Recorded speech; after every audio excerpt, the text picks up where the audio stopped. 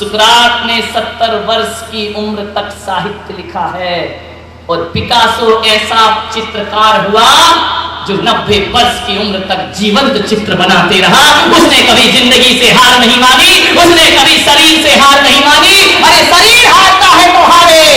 Picasso ने कहा कि जब तक मेरे हाथों में धड़कन मौजूद है इस कलम से चित्र बनते रहेंगे, बनते रहेंगे। ध्यान रखना, 90 साल की उम्र में पिकासो पेंटिंग करता है। ध्यान रखिए।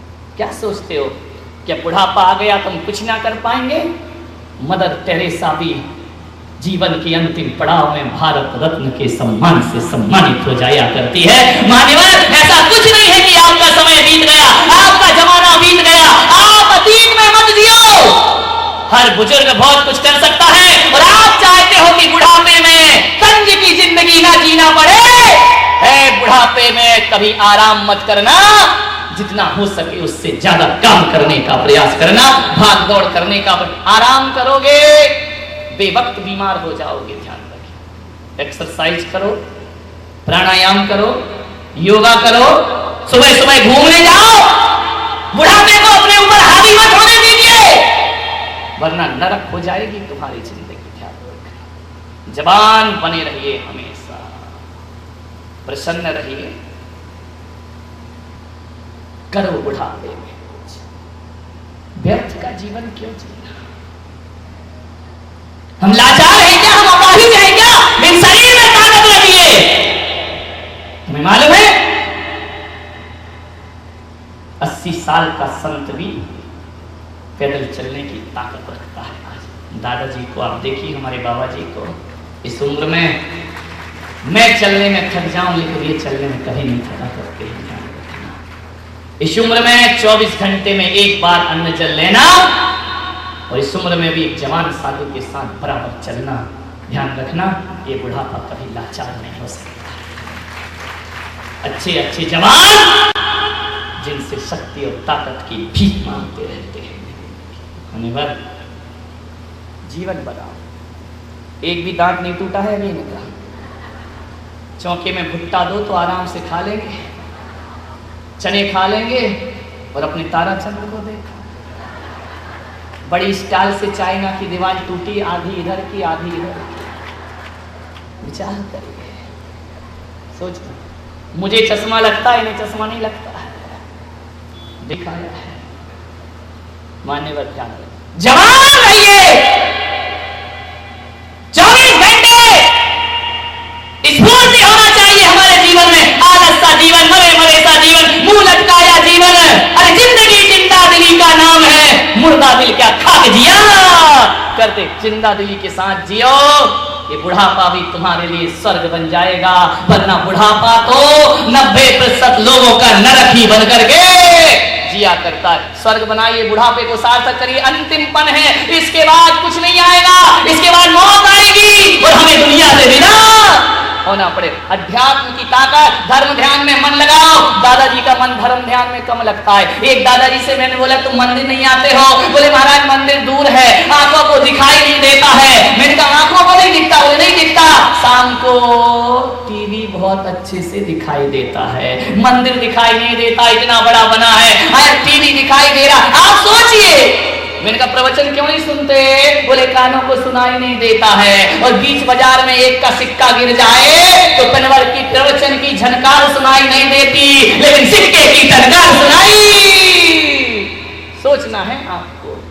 हाथ नहीं चलते बुढ़ापे में, कुछ उठता नहीं है। चाबी बड़ी मजबूती से पकड़ी जाती है। 12 बजे भी कमर से चाबी निकालना, अम्मा की नींद खुल जाएगी। ध्यान रखें, चाबी की पकड़ कितनी है, सोचना है। दुनिया के प्रपंचों में मन लगा सकते हो, मंदिरों में भी जाते हो, ओटले पर बैठकर दुनिया भर की बातें करोगे। न शास्त्र स्वाध्याय होगा, न धर्म की बातें होंगी, न धर्म ध्यान होगा। शाम को महफिल जमती है ना हमारे जैन भवन में, शशि दीवान की आनंद यात्रा। कहाँ गए, नहीं आए क्या? विचार करिए, ऐसी आनंद यात्रा जमती है। अरे भाई कुछ धर्म की बातें कर लो, कुछ आत्म कल्याण की बातें कर लो, कुछ अच्छी बातें कर लो। ऐसी चलती है, मेरी आनंद यात्रा पंडाल में चलती है, कमेटी की शाम को चलती है, और होता क्या, थारे मारे के सिवा उसमें कुछ नहीं होता है। ध्यान रखिए, मान्यता, जीवन को संभालो। चतुर्मास हो रहा है, क्या सीखा? कुछ नहीं। हाँ महाराज बहुत अच्छा बोलते, इतना बढ़िया बोलते। अरे भाई क्या बोला? अरे बोले पूछो मत, ऐसे प्रवचन आज तक नहीं सुने। अरे क्या बोले महाराज? अरे गजब कर दिया यार, 1 घंटा कैसे बीत गया। अरे बोले क्या? बोले ये मत पूछ क्या बोले, बस बोले बहुत अच्छा, क्या बोले ये मत पूछो। ध्यान रखिए, क्या पाया जिंदगी, बुढ़ापे को सार्थक। एक बुजुर्ग ने पूछा, महाराज बुढ़ापा कैसे सुखी होगा मेरा? एक बात ध्यान रखो, अनासक्त जीवन जियो। मैं बड़े निष्पक्ष होकर कह रहा हूं कि जिसको बुढ़ापा सार्थक करना है, उस आदमी को आज से ही मन लगाकर समय सार ग्रंथ का स्वाध्याय शुरू कर लेना चाहिए। कुंद कुंद आचार्य का समय सार और वैदिक परंपरा में गीता को पढ़ना शुरू कर दीजिए। जिसने गीता और समय सार पढ़ ली, समझना उसका बुढ़ापा सार्थक और सफल हो जाएगा।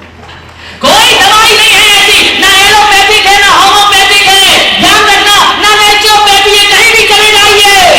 बुढ़ापे को यदि सुधारना है, कोई दवा काम ना करेगी। एक हाथ में गीता हो और एक हाथ में समय सार हो, तुम्हारा जीवन बुढ़ापे का सार्थक हो जाए। समय सार जैसा ग्रंथ बुढ़ापे में जवान होने की टानिक है। ध्यान रखना, जो अनासक्त का जीवन जीता है, जो अनासक्ति का उपदेश किया करता है, गीता जो आत्मा की अमरता की बात करती है, ये 2 ग्रंथ बुजुर्गों के लिए फुल पावर के कैप्सूल हैं। ध्यान रखना, इन्हें खा लीजिए, बुढ़ापा आराम से कट जाएगा आपका, किसी के सामने हाथ फैलाने की जरूरत ना पड़ेगी। ये 2 ऐसी औषधि हैं जो एक्सटर्नल यूज नहीं है, ये इंटरनल यूज ओनली। ध्यान रखिए, लेकिन एक बात याद रखना, किसी की छाती पे चढ़ के ऊंचाइयां मत पाना। जो भी ऊंचाइयां पाना, अपने पांव और अपने भाव के दम पर जीवन की ऊंचाइयों को प्राप्त करिए। किसी को रोकते हुए ऊपर मत उठिए, किसी को पीछे ढकेलते हुए ऊपर मत उठिए। अपना जीवन स्वयं बनाओ। किसी की बुराई निंदा करके जीवन में ऊपर नहीं उठ सकते हो, और जो इन बातों में लग जाता है वो जीवन की ऊंचाइयों को कभी प्राप्त नहीं कर सकता है। खूब ऊपर उठो, खूब नाम कमाओ, खूब यश कमाओ, बहुत लोकप्रियता कमाओ। लोकप्रिय होना कौन नहीं चाहता है, लेकिन किसी की लोकप्रियता का हनन करके हम सोचे कि हम लोकप्रिय हो जाएंगे, तो तिल में तेल, ध्यान रखना, रेत में तेल निकाले जैसा एक दुष्ट कार्य होगा हमारे जीवन। मत अटकाओ उड़े किसी की जिंदगी में। नाभि राय वृद्धावस्था में भी दरबार पे बैठे। मैं आपसे कहता हूं कि कितना भी बुढ़ापा आ जाए, कितने भी हम बुजुर्ग हो जाए, कभी लाचार मत होना। ध्यान रखना, मन बूढ़ा कभी नहीं होना चाहिए। तन बूढ़ा हो जाए तो हो जाए, कोई बात नहीं है, तन में कोई कुछ नहीं कर सकता है, लेकिन अपने मन को कभी बूढ़ा मत बनाइए। बुजुर्गों से कहूंगा, संभालो अपना बुढ़ापा। बूढ़ा और जवान कौन होता है? किसे कहोगे जवान और किसे कहोगे बूढ़ा?